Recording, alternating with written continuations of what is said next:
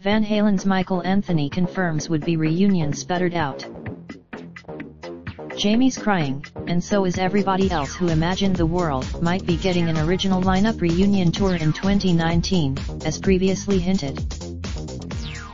If things would have worked out as they were starting to go and it was planned, we probably would have been in pre-production rehearsals with Van Halen right now, bassist Michael Anthony told S-Trunk Nation with Eddie Trunk, explaining why the group he regularly plays with, and The Circle, built a hiatus into their plans for this summer.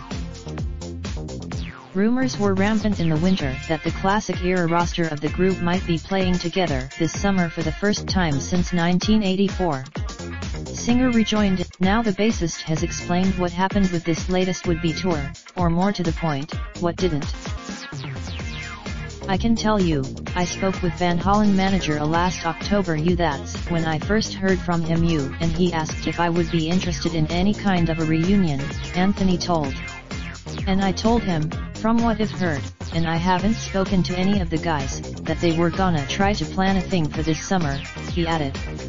And for whatever reason, in an interview late last year with Vulture, Roth had broadly hinted at huge plans for the original thing of Van Halen in summer 2019, supposedly involving Yankee Stadium and several other superstars, although Anthony's name did not specifically come up.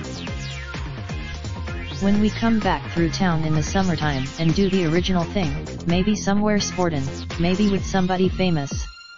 He'll make sure lest anyone think a Van Halen tour without Anthony is imminent. Roth lessened expectations for that in an interview he just did for Toasted in the Netherlands. A plenty of music coming up, Roth said. I am going to be raindrop, drop top, smoking, no cooking the hot pot. Fucking on your bitch, yeah, that. Looking up, open the park, pot.